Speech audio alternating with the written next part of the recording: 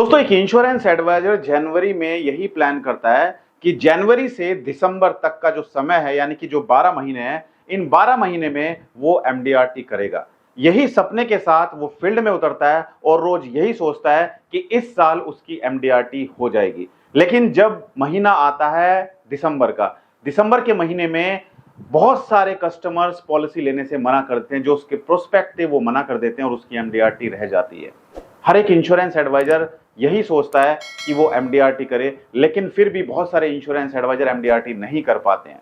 आप सभी insurance adviser जिनका सवाल है कि सर पॉलिसी नहीं बिकती है, कैसे पॉलिसी बेचें, कैसे अपने इंश्योरेंस एजेंसी को आगे लेकर जाएं, तो अगर आप हमारे यूट्यूब चैनल पर पहली बार जुड़े हैं, चैनल को सब्सक्राइब करना बिल्कुल मत भूलिएगा और साइड में जो बेल आइकन है उस पर जाकर नोटिफिकेशन को ऑल पर सेट कीजिएगा। और अगर आप हमारी वीडियो हमारे फेसबुक पेज पर देख रहे हैं, हमारे फेसबुक पेज को लाइक कीजिए, फॉलो कीजिए और शेयर जरूर कीजिएगा अपनी टीम के साथ में।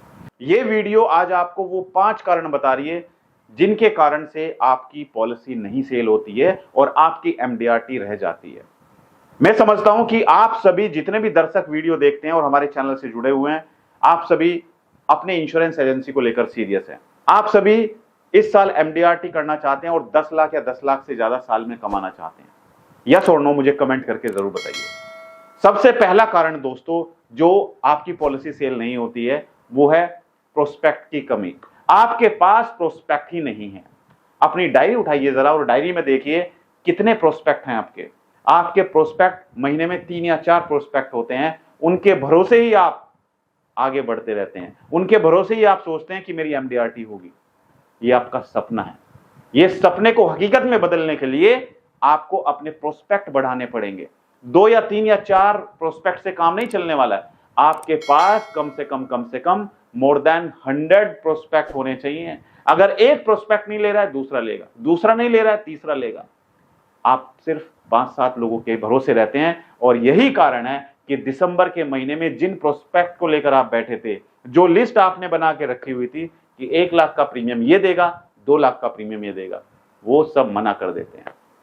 क्यों आपकी एमडीआरटी नहीं होती है? ये सबसे बड़ा कारण है दोस्तों, क्योंकि आपको अगर एमडीआरटी करनी है तो आपको अपने प्रोस्पेक्ट की लिस्ट बढ़ानी पड़ेगी। प्रोस्पेक्ट क्यों नहीं बढ़ पा रहे हैं आपके?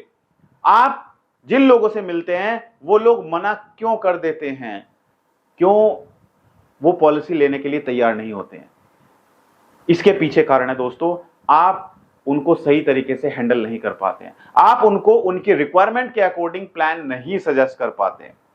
तो पहले आपको क्या करना है? आपको अपने प्रोस्पेक्ट बढ़ाने हैं। रोज आप जितने लोगों से मिल रहे हो अपनी मीटिंग को 2 गुना, 3 गुना, 4 गुना कर दीजिए दोस्तों।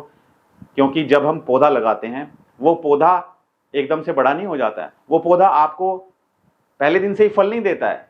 आप उसको सींचते हैं, उसमें पानी डालते हैं, खाद डालते हैं, तब जाके वो पौधा धीरे धीरे बड़ा होता है और एक दिन जाके वो इतना विशालकाय पेड़ बन जाता है कि वो आपको फल देता है। आपको अगर फल लेने हैं अपनी इंश्योरेंस एजेंसी में तो आज आपको पसीना बहाना पड़ेगा, आज आपको मेहनत करनी पड़ेगी, आज आपको अपने प्रोस्पेक्ट की लिस्ट बढ़ानी पड़ेगी, आज आपको प्लानिंग करनी पड़ेगी। दूसरा सबसे बड़ा कारण है दोस्तों जो आपकी पॉलिसी सेल नहीं होती है, वो है आप रिजेक्शन से डरते हो। मार्केट में जाने से आप डरते हो। आप डरते इसलिए हो कि मैं गया कस्टमर के पास और कस्टमर ने मना कर दिया तो क्या होगा? दोस्तों रिजेक्शन से नहीं डरना है। रिजेक्शन आएंगे, अगर आप सेल्स में हैं तो रिजेक्शन आएंगे और आपको यह सोच के चलना है कि रिजेक्शन आएंगे तभी मैं आगे बढ़ पाऊंगा। एक रिजेक्शन आएगा कोई बात नहीं, दूसरा रिजेक्शन आएगा कोई बात नहीं, तीसरा रिजेक्शन आएगा कोई बात नहीं। रिजेक्शन, एक दिन रिजेक्शन भी थक जाएगा आपको देख के। आपकी सेल क्लोज होगी, आपकी डील क्लोज होगी उस दिन। तो जितने ज्यादा रिजेक्शन आएंगे उतनी ही सेल आपकी होगी। ये माइंडसेट के साथ आपको काम करना है। रिजेक्शन आएंगे तभी मैं आगे बढ़ूंगा, ये सोच के साथ आपको आगे बढ़ना है। तीसरा सबसे बड़ा कारण दोस्तों, दूसरे एलआईसी एजेंट की तरह काम मत करो। दूसरे इंश्योरेंस एडवाइजर जिस तरीके से पॉलिसी बेचने की कोशिश कर रहे हैं, जिस तरीके से वो कस्टमर को पॉलिसी समझा रहे हैं, उस तरीके से काम नहीं चलेगा। दुनिया अगर चल रही है तो आपको दौड़ना पड़ेगा। दुनिया अगर दौड़ रही है तो आपको हाई स्पीड से भागना पड़ेगा। कैसे? आपको देखना है कि मार्केट में इंश्योरेंस एडवाइजर किस तरीके से कौन सी पॉलिसी जाके समझा रहे हैं। आपको कस्टमर को कुछ नया देना पड़ेगा। आप देखते हो ना, गाड़ियां सबके पास गाड़ियां हैं, लेकिन फिर भी कंपनी अपने मॉडल चेंज करती रहती है। क्यों? क्योंकि सबके पास गाड़ियां हैं, तो हो सकता है उनका मन चेंज करेगा कि नहीं यार अब नई गाड़ी लेनी है, इसको बेच के दूसरी गाड़ी लेनी है। सबके घर में एलईडी टीवी लगे हुए हैं, कोई नया आता है तो आप उसको चेंज करने की सोचते हो। स्मार्टफोन सबके पास है, लेकिन फिर भी 2-3 साल में आप बदलते रहते हो, नहीं यार मुझे तो ये वाला स्मार्टफोन लेना है, ये वाला। कुछ ना कुछ नया हर कोई चाहता है। तो आपके कस्टमर भी वो नहीं चाहेंगे जो उसको पिछले 5 इंश्योरेंस एडवाइजर बता के जा चुके हैं। वो सोचेगा कि कुछ नया मुझे मिले, और इसी को ध्यान में रखते हुए वो एडवाइजर को बुलाता है कि कोई एडवाइजर आके मुझे कुछ नया देके जाएगा। तो आपको वो नहीं करना है जो पिछले 5 एडवाइजर उसको समझा के जा चुके हैं। जीवन आनंद, जीवन आनंद, जीवन आनंद, जीवन लक्ष्य से, जीवन लक्ष्य से, जीवन लक्ष्य से। सिर्फ यही पॉलिसी वो 5 इंश्योरेंस एडवाइजर उससे मिलके उसको समझा के जा चुके हैं। और अगर आप भी जीवन लक्ष्य से, जीवन आनंद, जीवन तरुण बताओगे तो वो नहीं लेगा। कुछ नया बताओ, कुछ कॉम्बिनेशन बताओ, साथ में कुछ ऑफर दो, साथ में कुछ नई पॉलिसी दो, कुछ हेल्थ इंश्योरेंस भी मिक्स कर दो, उसमें कुछ ना कुछ नया दोगे तो कस्टमर आपकी तरफ अट्रैक्ट होगा। करते हो या नहीं करते हो? आपसे मेरा प्रश्न है, जितने इंश्योरेंस एडवाइजर वीडियो देख रहे हैं, क्या आप भी कुछ नया देने की कोशिश करते हो या फिर जीवन लक्ष्य, जीवन आनंद, जीवन तरुण यही बताते रहते हो? वो सुन चुका है कस्टमर, थक चुका है सुन सुन के, उसको नहीं चाहिए वो, कुछ नया दो तो वो लेगा। तो आज से कितने इंश्योरेंस एडवाइजर कुछ नया देने की कोशिश करेंगे? मुझे कमेंट करके यस और नो लिखिए। चौथा सबसे बड़ा कारण है दोस्तों, आप अपने आप को सिर्फ एलआईसी एजेंट समझते हो। सिर्फ एलआईसी एजेंट। आपके मन में सिर्फ एक ही बात है कि आप एलआईसी एजेंट हो। ये आपको अपने माइंड से हटाना पड़ेगा। आप एलआईसी एजेंट से एक ब्रांड बनिए। ब्रांड कैसे बना जाता है? ब्रांड बनने के लिए आपको क्या करना पड़ेगा? आपको एडवर्टाइजमेंट चलाना पड़ेगा। ब्रांड बनने के लिए आपको वीडियो बनानी पड़ेगी। ब्रांड बनने के लिए आपको यूट्यूब पर आना पड़ेगा, फेसबुक पर आना पड़ेगा। ये कैसे संभव होगा?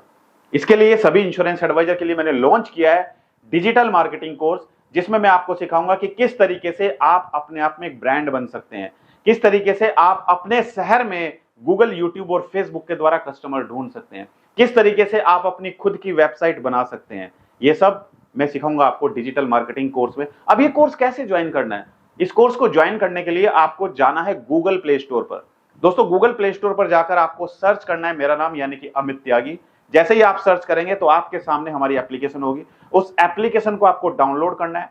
डाउनलोड करने के बाद आपको अपना नाम, mobile number, email ID enter करना है। आप हमारी एप्लीकेशन में लॉगिन हो जाएंगे। लॉगिन होने के बाद आपको हमारा डिजिटल मार्केटिंग कोर्स वहां पर दिखाई देगा। उस कोर्स को आप ज्वाइन कर सकते हैं। अभी बहुत ही अट्रैक्टिव डिस्काउंट दिया गया है। इस कोर्स को करने के बाद दोस्तों आप अपना एडवर्टाइजमेंट भी चला सकते हैं गूगल, यूट्यूब और फेसबुक पर। आप अपनी वेबसाइट भी बना सकते हैं और आप अपने आप में एक ब्रांड भी बन सकते हैं। क्योंकि आप अगर किसी से 1 लाख रुपए का चेक लेना चाहते हैं एलआईसी पॉलिसी के लिए, तो अनजान व्यक्ति को कोई भी 1 लाख का चेक नहीं देगा।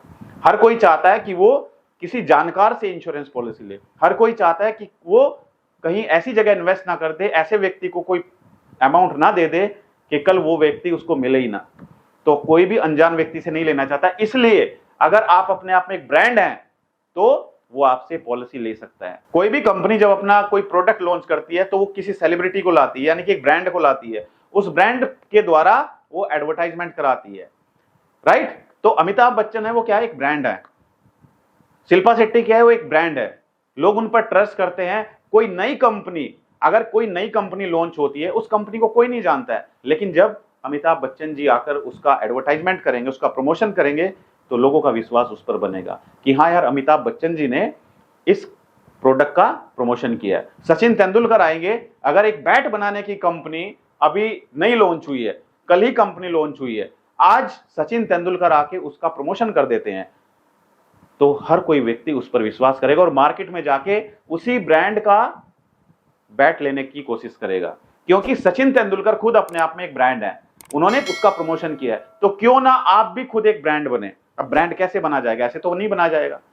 पहले आपको लोगों का विश्वास जीतना होगा। पहले आपको यूट्यूब पर आना होगा, उनको वो चीज दिखानी होगी जो वो चाहते हैं, उनको कुछ ना कुछ सजेशन देने होंगे, तब जाके आप ब्रांड बन सकते हैं। अगर आप ब्रांड होंगे, अगर कोई व्यक्ति आपको रोज देख रहा है यूट्यूब पर, फेसबुक पर, गूगल पर, फिर यूट्यूब पर, फिर फेसबुक पर, तो कहीं ना कहीं उसका विश्वास आपके ऊपर बनेगा। कि हाँ यार पॉलिसी खरीदनी है तो इस व्यक्ति से खरीदनी है। इसको रोज मैं यूट्यूब पर देखता हूं, बहुत अच्छी वीडियो बनाता है। अब ये ब्रांड कैसे बना जाएगा इसके बारे में मैं बता चुका हूं, आप हमारी एप्लीकेशन डाउनलोड करके ब्रांड बन सकते हैं। नेक्स्ट दोस्तों, पांचवा क्या है?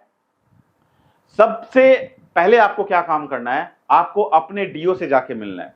अपने डीओ से जाके मिलिए, उनके पास बैठिए, अपने ब्रांच मैनेजर के पास बैठिए, उनको बोलिए कि सर इस साल मेरा कमिटमेंट है कि मैं एमडीआरटी करूंगा इस साल, और एमडीआरटी करने के लिए सर मैं कोशिश कर रहा हूं, मैं मेहनत कर रहा हूं, लेकिन सर मुझे थोड़ा सा आपका सपोर्ट भी चाहिए।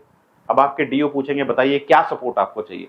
आप बोलिए कि सर मैं चाहता हूं कि आपकी एजेंसी में जो इंश्योरेंस एडवाइजर काम नहीं कर रहे हैं, उनके अंडर में जो पॉलिसीज हैं, उनकी पॉलिसी मैच्योर होने वाली है, मुझे सिर्फ वो लिस्ट दे दीजिए जिन कस्टमर्स की पॉलिसी अगले महीने मैच्योर होने वाली है। मैं उनसे जाके मिलूंगा, उनको बताऊंगा कि सर आपकी पॉलिसी चल रही है, आपका मैच्योरिटी अमाउंट आपको मिलने वाला है, मैं उनको मैच्योरिटी दिलाऊंगा और वहां से मैं बिजनेस निकालूंगा। आप उनके साथ बैठिए। अगर आपके डीओ को लगेगा कि हाँ वाकई में आप सीरियस हैं काम करने के प्रति, आप वाकई में एमडीआरटी करना चाहते हैं, आप वाकई में पैसा कमाना चाहते हैं, वो ट्रस्ट करेंगे आप पर और आपको वो मैच्योरिटी लिस्ट दे सकते हैं। क्योंकि बहुत सारे एडवाइजर होते हैं जो पॉलिसी करके चले जाते हैं, उसके बाद उनकी एजेंसी टर्मिनेट हो जाती है। तो ऐसे इंश्योरेंस एडवाइजर के अंडर में जो कस्टमर्स थे उनकी लिस्ट आप अपने डीओ से निकलवाइए, और वो लिस्ट निकलवाकर अगर उनका फोन नंबर है तो फोन नंबर पर उनसे बात करिए, और नहीं तो आप जाकर उनके एड्रेस पर जाकर मिल सकते हैं और उनको उनका मैच्योरिटी अमाउंट दिला सकते हैं। जब आप उनको मैच्योरिटी अमाउंट दिलाएंगे 10 लाख 20 लाख 30 लाख रुपए उनको मिलेगा, तो आप उनसे 20,000 50,000 1 लाख रुपए आराम से ले सकते हैं। तो दोस्तों इस तरीके से आप अपनी पॉलिसी सेल कर सकते हैं। जो आपका सवाल था कि सर क्या करूं, पॉलिसी नहीं बिक रही है, पिछले 10 साल से लगा हुआ हूं सर, सुबह ऑफिस भी जाता हूं, काम भी करता हूं, लोगों से भी मिलता हूं, डीओ से भी मिलता हूं, हर किसी से मिलता हूं, लेकिन सर पॉलिसी नहीं बिकती है। तो अगर आप ये 5 काम करेंगे तो आपकी पॉलिसी आराम से बिकेंगी और आप एमडीआरटी आराम से कर सकते हैं। तो दोस्तों वीडियो अच्छा लगा तो वीडियो को लाइक और शेयर जरूर कीजिएगा अपनी टीम के साथ में, और अगर आप चाहते हैं किसी दूसरे टॉपिक के बारे में वीडियो तो मुझे कमेंट करके बताइए कि आप किस टॉपिक के बारे में वीडियो चाहते हैं। मैं कोशिश करूंगा कि उस टॉपिक के बारे में वीडियो आपको बनाकर जरूर दूं। मेरी शुभकामनाएं आप सभी के साथ हैं, और हाँ आप मुझे बताइए कमेंट करके कि आप क्या करना चाहते हैं, एमडीआरटी, सीओटी, टीओटी, या फिर आप गैलेक्सी क्लब मेंबर और कॉर्पोरेट क्लब मेंबर बनना चाहते हैं। और बहुत सारे दर्शक ऐसे भी हैं जिनको नहीं पता है कि एमडीआरटी क्या होता है, कॉर्पोरेट क्लब मेंबर क्या होता है, गैलेक्सी क्लब मेंबर क्या होता है, और इनको क्या बेनिफिट मिलते हैं। यानी कि कमीशन तो मिलेगा ही मिलेगा, कमीशन के अलावा और बहुत सारे बेनिफिट मिलते हैं। तो इसके बारे में भी मैं ऑलरेडी वीडियो बना चुका हूं, अगर नहीं देखे तो हमारे चैनल पर जाकर देख सकते हैं। Thank you so much, all the best.